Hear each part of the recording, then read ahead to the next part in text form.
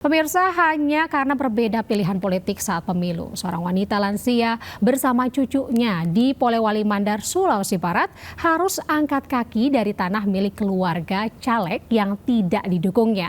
Ia pun terpaksa membongkar rumahnya sendiri untuk dipindah dari tanah yang ditempatinya bertahun-tahun.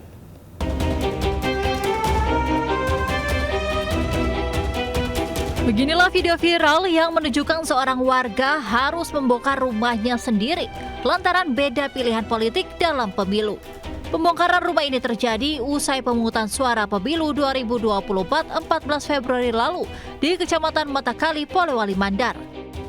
Kejadian ini bermula saat keluarga nenek BC menumpang bertahun-tahun di lahan orang lain dengan mendirikan bangunan rumah. Namun saat pemilu lalu, keluarga nenek BC mengaku harus membagi suara mereka pada caleg cucu pemilik lahan dan caleg lain yang dikenal dekat di kampungnya. Ironisnya, usai rekapitulasi, korban ditemui pemilik tanah dan meminta untuk pindah setelah ketahuan tak mendukung sepenuhnya pada cucu yang juga caleg dari salah satu partai. Cucu ini mau caleg, jadi saya bilang, iya, saya bagi suara ini. Dua ke sana, dua juga dia di Sordi. Karena saya ini merasa kasihan, saya menumpang. Jadi kalau marah-marah nanti ini ya, saya disuruh membongkar. Wanita Warubaya ini bersama cucu kini bingung untuk mencari lokasi lain untuk membangun rumah yang telah dibongkarnya. Peristiwa viral ini pun mendapat beragam tanggapan dari netizen yang menyesalkan kejadian tersebut, namun tak sedikit juga yang menyampaikan seharusnya bersyukur telah diberikan tumpangan tanah untuk hidup bertahun-tahun. Dari Polewali Mandar, Sulawesi Barat, Huzair Zainal, iNews laporkan. Pemirsa, tidak terima merasa ada kecurangan. Seorang caleg mengamuk saat pleno rekapitulasi penghitungan suara di tingkat Kecamatan Banyuates, Kabupaten Sampang, Madura, Jawa Timur. Caleg dari partai PKB tersebut protes karena tidak mendapatkan suara sama sekali alias kosong. Bahkan di TPS 06 tempat melakukan pencoblosan bersama keluarganya pun sama sekali tidak mendapatkan suara.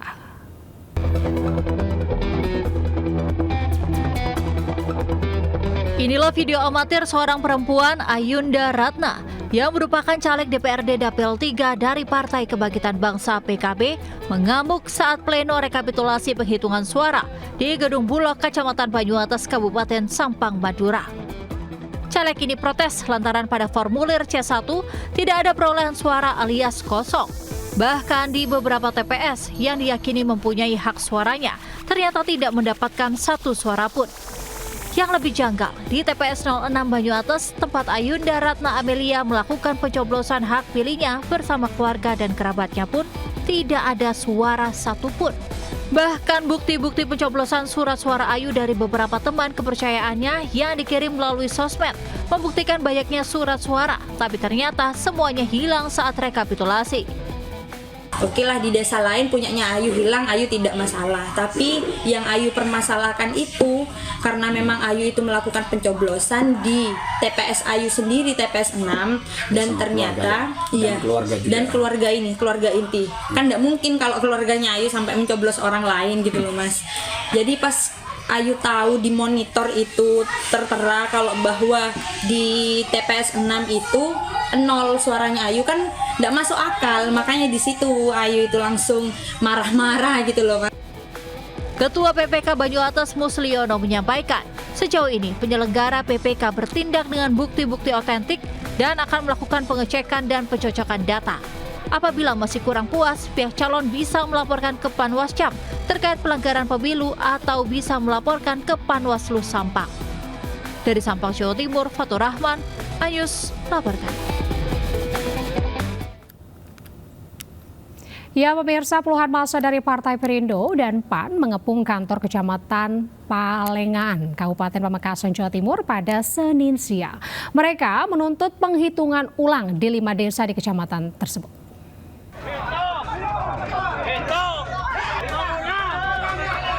Puluhan massa ini memaksa masuk ke dalam kantor Kecamatan Palengan untuk mencari panitia pemilihan kecamatan PPK. Massa menuntut PPK melakukan penghitungan suara ulang. Massa geram hingga mendorong dan mengangkat pintu pagar kantor kecamatan.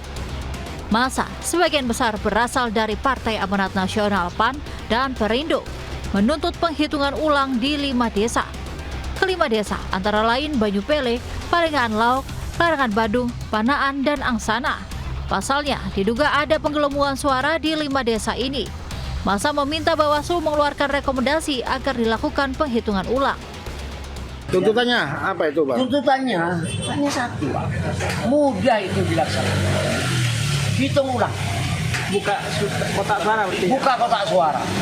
Kita ada bukti. Massa berniat bertahan di kantor Kecamatan Palengan hingga tuntutan mereka terlaksana. Dari Pamekasan, Jawa Timur, Dedi Prianto, iNews melaporkan.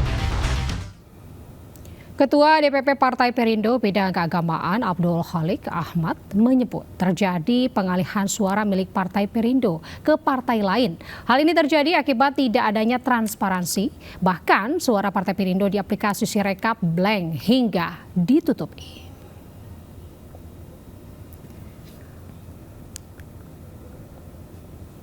Pelaksanaan pemilihan umum 2024 terus meninggalkan catatan buruk. Yang terbaru, suara milik ratusan caleg dari Partai Perindo dalam aplikasi rekapitulasi Sirekap Pemilu 2024 hilang.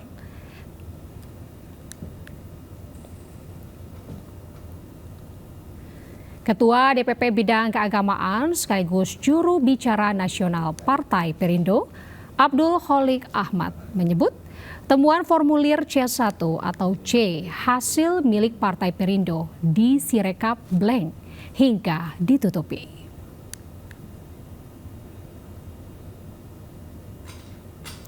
Abdul Khalik menilai hal itu terjadi karena tidak adanya transparansi hingga diduga terjadi pengalihan suara ke parpol atau pasangan calon lain. Dari penelusuran yang kita lakukan, ternyata ada beberapa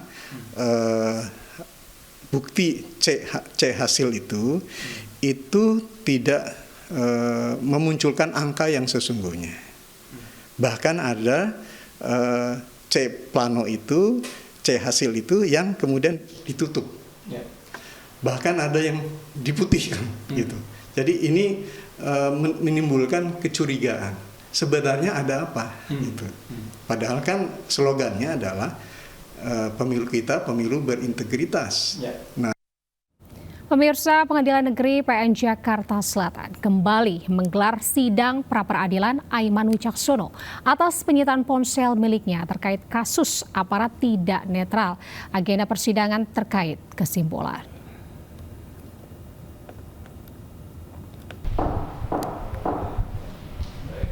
Pengadilan Negeri Jakarta Selatan kembali menggelar sidang pra-peradilan Aiman Wicaksono atas penyitaan ponsel miliknya terkait kasus aparat tidak netral. Pada kesempatan ini, tim kuasa hukum Aiman Wicaksono, Vincentius Mendrova, menyerahkan kesimpulan dalam sidang pra-peradilan sah tidaknya penyitaan. Menurut tim kuasa hukum, kesimpulan merupakan penguraian dari fakta-fakta sidang, diantaranya 2 ahli yang dihadirkan kubu Aiman, bukti tertulis, hingga ahli yang dihadirkan termohon. Mereka menilai penyitaan terhadap telepon genggam milik Aiman tidak sah.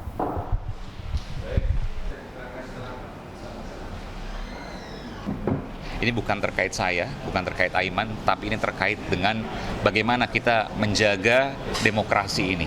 Bagaimana kemudian narasumber ini menjadi penting. Jangan lihat siapa yang menyampaikan, tapi lihat apa yang disampaikan. Itu harus menjadi prinsip kita semua. Karena bagian dari kritik, bagian dari mengingatkan untuk perbaikan. Demikian.